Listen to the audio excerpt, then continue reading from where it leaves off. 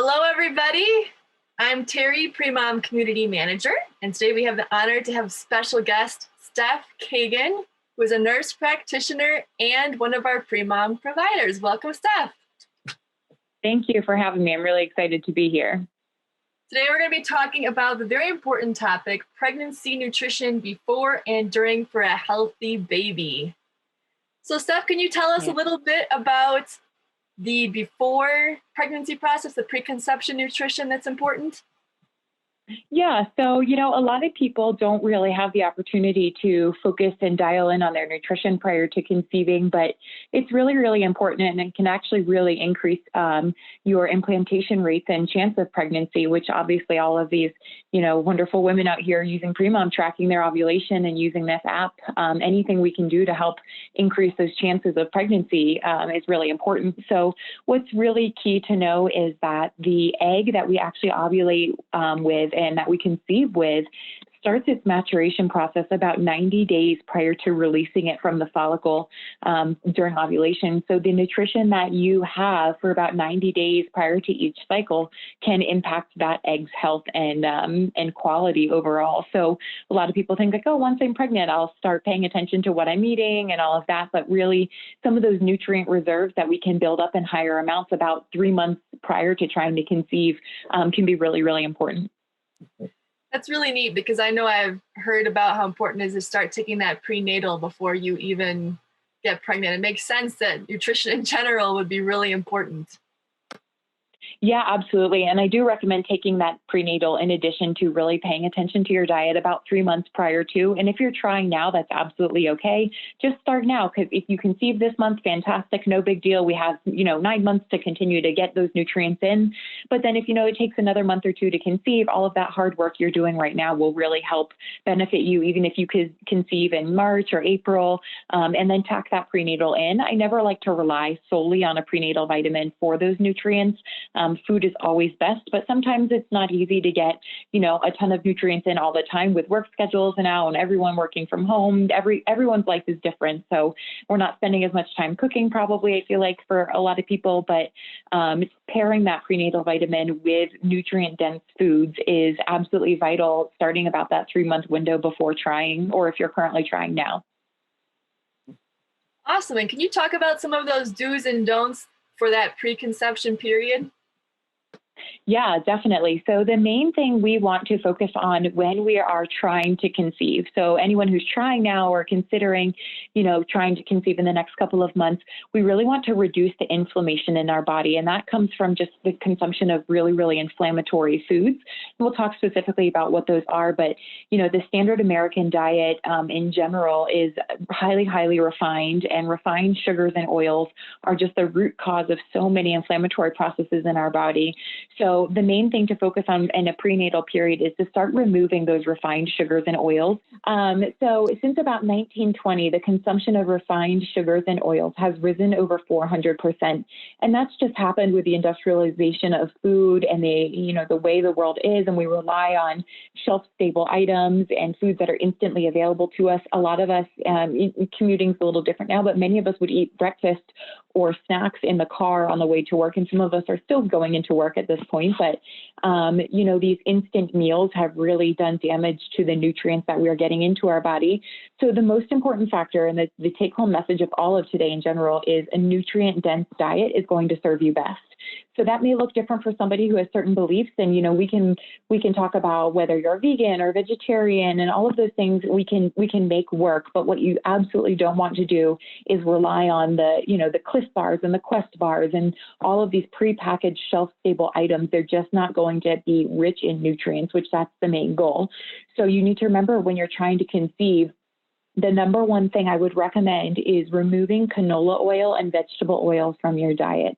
Those things alone were never meant to be, they're never meant to be in our food, but because we needed shelf-stable items and preservatives, those oils are very shelf-stable. And just to give a little background on canola oil was never intended to be used in food, and it was actually used back in World War II on steamships and in the steam engines because it would move with condensation, and it was used to keep pieces moving on the ships. And then once the war was over, they had no use for all of this canola oil anymore. So they remarketed it and turned it into a shelf-stable food oil. So it's one of those things that it's in everything, unfortunately. So you really have to pay attention. But the best thing you can do for yourself as an advocate is to really just start reading those ingredient labels on the back of any packaged food you're eating. And if you see vegetable oil, canola oil, those two things should be an instant red flag, especially while trying to conceive, that we want to remove that. So that's a big don't.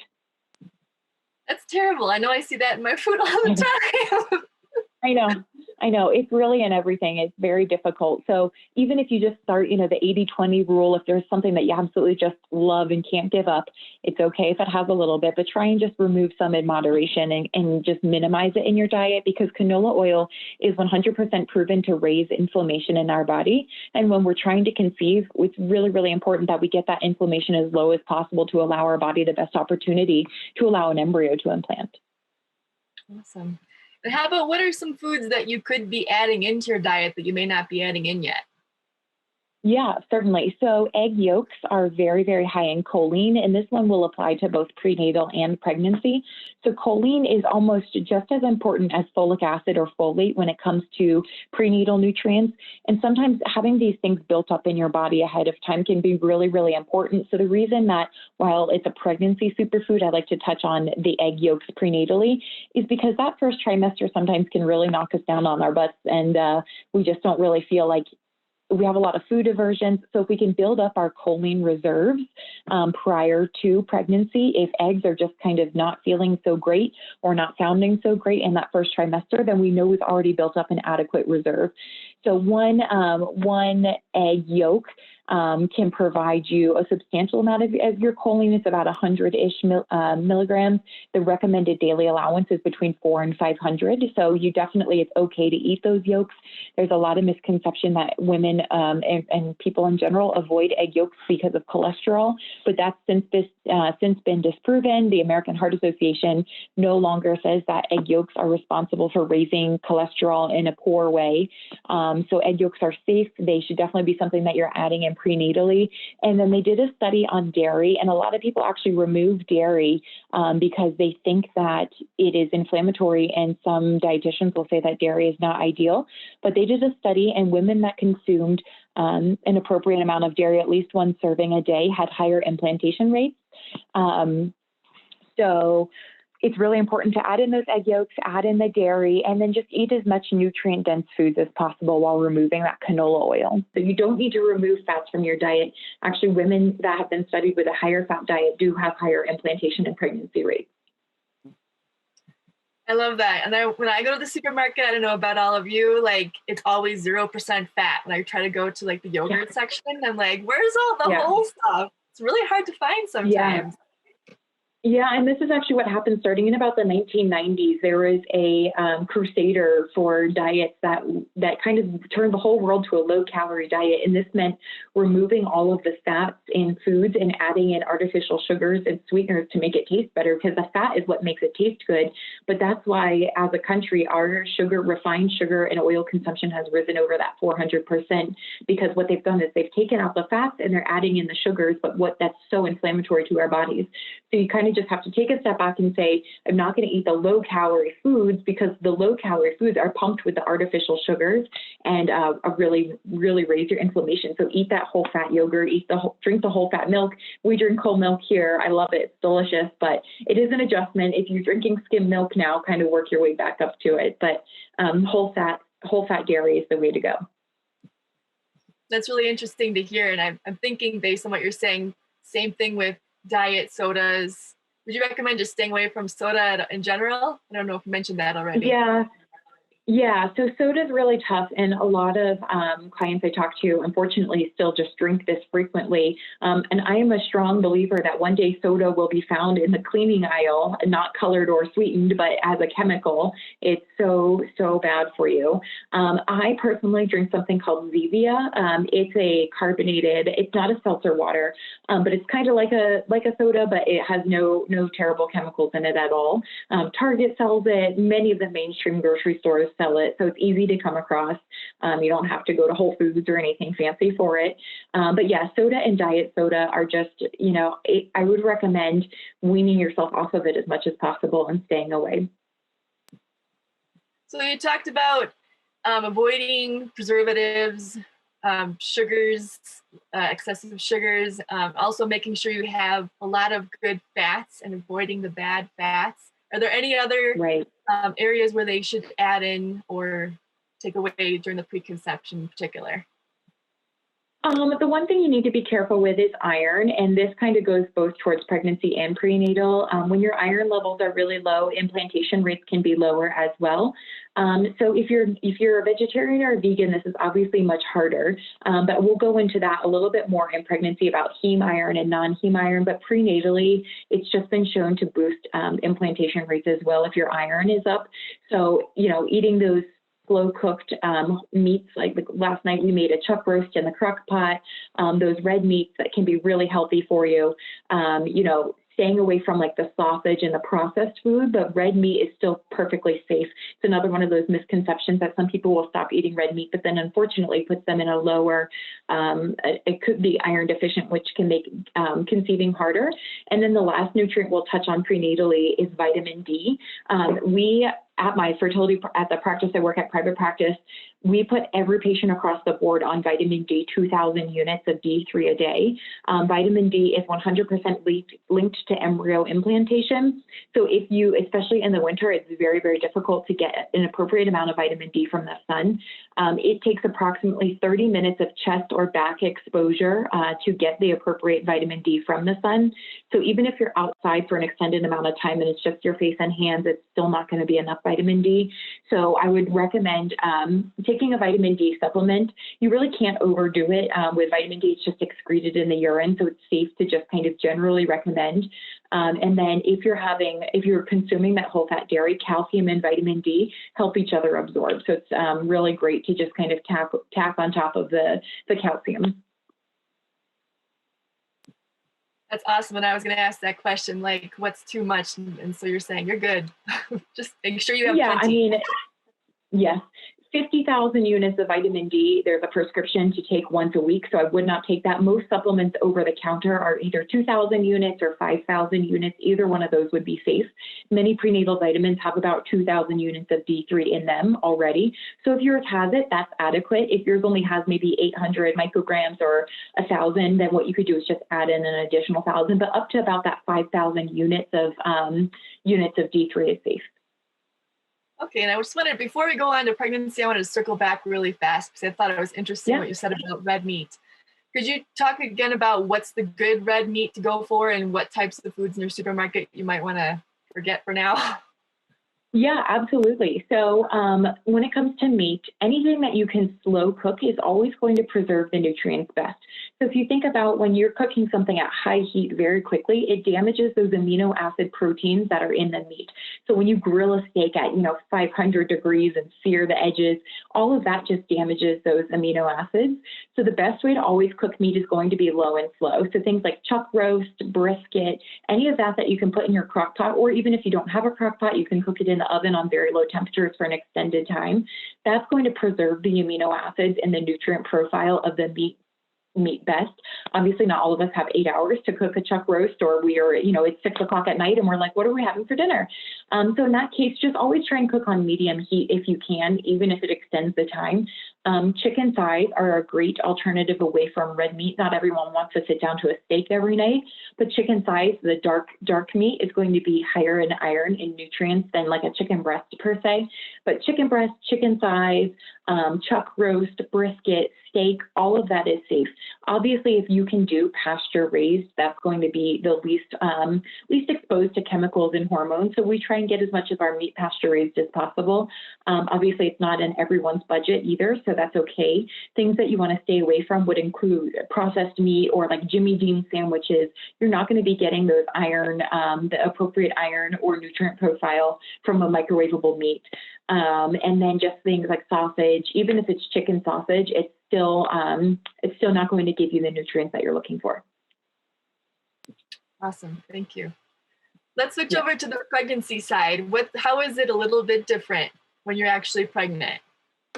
Yeah, so when you're pregnant, things are a little bit different because people start worrying about weight gain and calories. And what I see happen here a lot is women, I'll sit down with somebody who's, 7 or 8 weeks pregnant, and they're like, well, I don't eat bananas anymore because I know they're high in carbs and I'm trying to make sure my weight gain is appropriate, but they're eating 100-calorie packs of Goldfish or Oreos or little snacks like that throughout the day. And what's really, really important to remember is eat the banana, eat the food that has the carbs, that's okay. The calories in the first trimester, actually, there are 0 additional calories required from a metabolic standpoint when pregnant until about 13 weeks. At 13 weeks in that second trimester, the formal recommendation is about 400-ish calories more per day than what your baseline was. So I don't ever really recommend anyone to strictly count calories while pregnant. I think, intuitive eating and listening to your body is always best. But if you're someone that knows like, hey, pre-pregnancy, I ate 1,800 calories a day, and that was great for me. My body felt sustained. I didn't have hunger, but I was able to exercise and feel good on 1,800 calories. Then in that second trimester, about 2,200 would be appropriate for you. So it's about 400 higher than your baseline. And then in the third trimester, we recommend about 400 to 500. So if you're a little on the lower side, it's 400, but up to 500 can be normal. So again, if you're at that 1,800, going up to 2,300 is appropriate. One of the sayings that's really tough in pregnancy, and I hear a lot of people are like, well, I'm eating for 2, so they order this big pasta dish, or they're like, oh, I'll just have all this extra food throughout the day because I'm eating for 2. But in reality, even up to that 40-week mark, 500 calories a day can be easily consumed in something like a smoothie, 2 or 3 tablespoons of peanut butter with a banana. So a lot of people think they need all this extra volume of food when in reality you don't. Just 500, you'd be surprised how quickly 500 calories can come. It does take a little bit more food if you're eating truly non-processed, because a pack of Oreos compared to a banana is going to be a lot different calories for about the same amount of food.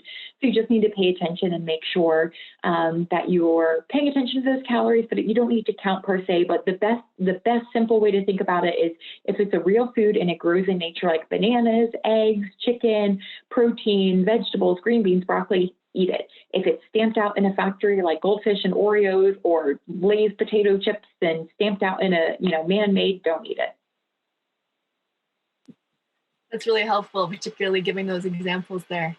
So what would be an example, like ideal diet for both preconception and then also in pregnancy? Okay, so let's talk about kind of what a sample day would look like. And, in the morning, I would recommend waking up and having 2 to 3 eggs, a serving of berries, either strawberries, blueberries, or whatever's in season. If peaches and pears are in season for you, that's definitely something that you can have. So high fat, and then nutrient and antioxidants.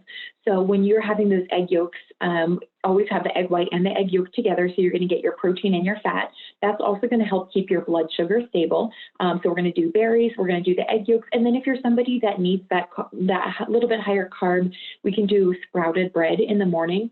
So sprouted bread, you can find it in your freezer section at most grocery stores. Target sells it, Giant, Publix, wherever you live, will carry it. And what I recommend is on Sunday night, taking about 2 to 3 slices of bread out of the freezer, sticking them in a Ziploc bag, just leaving them on your counter. That way, when you're, trying to rush off to work or get ready for work, you can just pop one in your toaster. It will already be thawed. It's a little bit more difficult to toast it straight from the freezer. So a perfect breakfast would be a serving of berries or a peach, a slice of sprouted toast, and you could put some grass-fed butter on that, and 2 to 3 eggs. You can put shredded cheese on top of your eggs. That's fine. Salt it. That's all good. But that would be an ideal breakfast.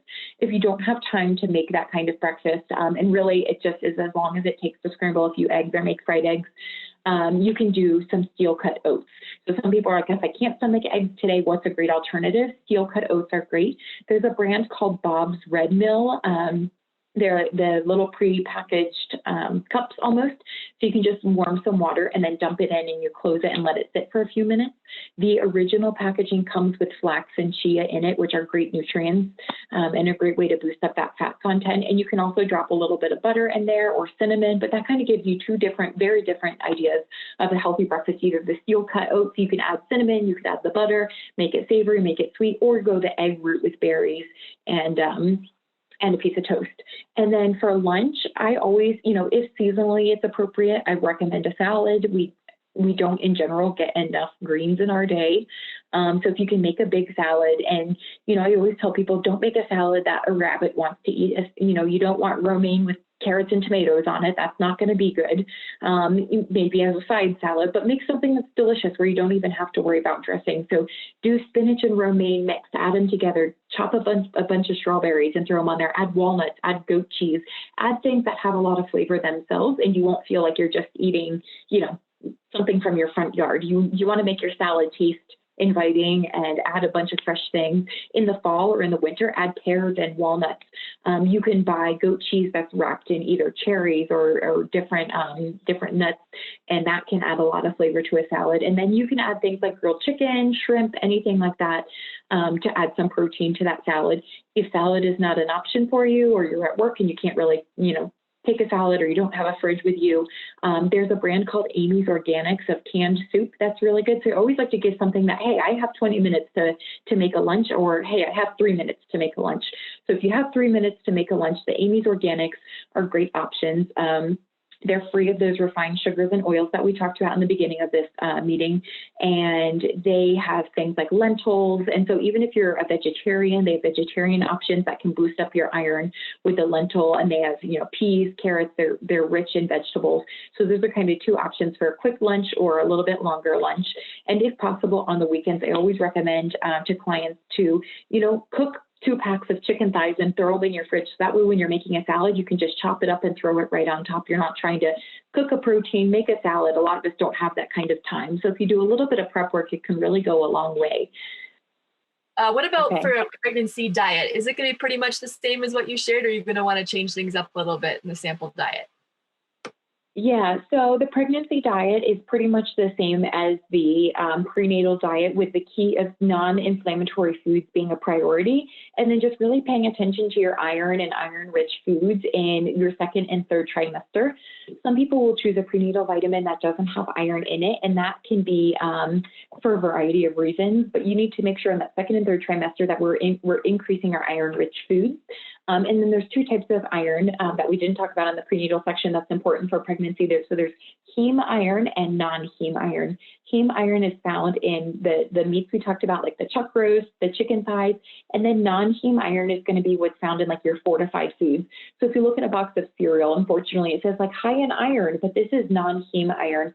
And that non-heme iron absorption rate is only about 1 to 3%. So what you're taking in, what they're saying, there's 10 grams of iron in here. You're going to absorb about 1 to 3% of that, as opposed to non-heme iron is, 10 times that. So if you're really trying to pay attention, it would take 10 bowls of Cheerios, not that I recommend Cheerios because it's a processed food, but 10 bowls of Cheerios to equal 1, 4-ounce serving of steak or a chuck roast or a red meat or even chicken thighs.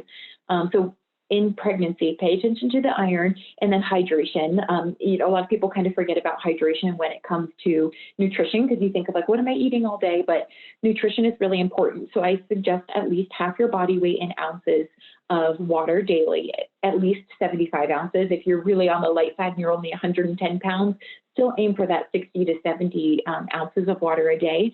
The first thing they're going to do if you ever go to triage and you're 25 weeks pregnant is throw an IV in you and hydrate you and see how you do. So save yourself the trip, stay hydrated. It's only going to help everything in general. Well, that's really good to know. It's a good warning. Yeah. We did get a live question. Someone asked, is this the same diet to follow if you have PCOS? Yeah, so I work a lot with PCOS clients. That was actually the primary population I worked with at my prior fertility practice back in Pennsylvania for PCOS. So PCOS, really, really important, high fat, low carb. With PCOS, we're at risk for metabolic disorders like high blood pressure, diabetes, heart disease. So if you follow a diet for PCOS, you want to reduce the processed carbohydrates. Still safe to eat things like bananas, pears, that's okay.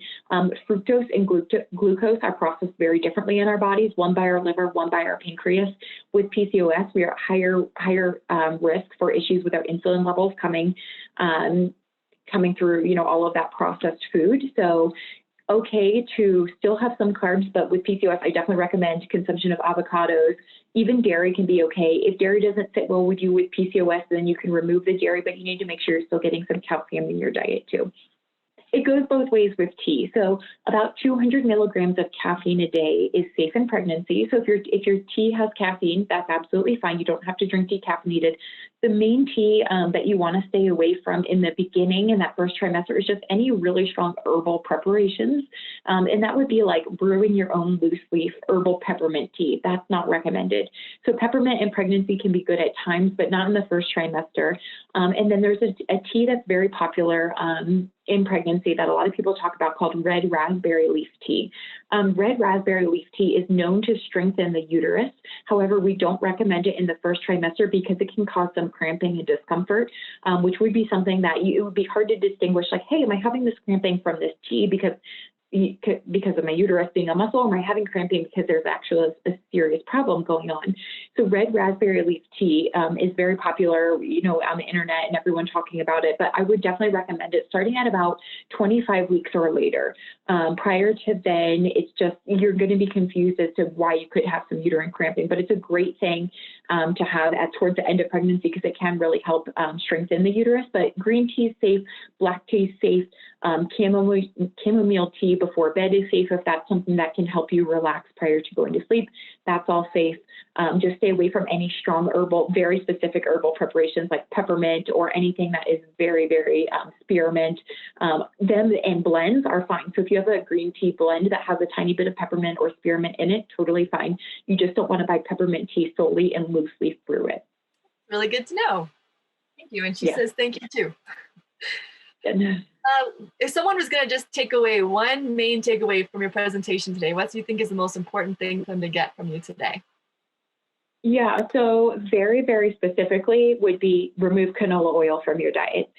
It's the number one thing. If you can just do that alone, you are going to increase your implantation rates. You're going to reduce inflammation in pregnancy. You're going to reduce overall inflammation in your body. So that's, very, very straightforward take home is get rid of anything with canola oil in it. Fantastic. I'm going to do that too. Well, thank you for joining us today, Steph. Yeah, thank you. I want to make sure everyone knows that Steph is in your Premom app. You can find her under More and schedule a consultation under the Nurse Practitioner section. So be sure to find her there. And I look forward to future videos with you. This was awesome. Yeah, thank you, everyone. If you have questions, feel free to send them my way. All right, have a wonderful rest of your day, Steph, and everyone, and we'll see you again soon.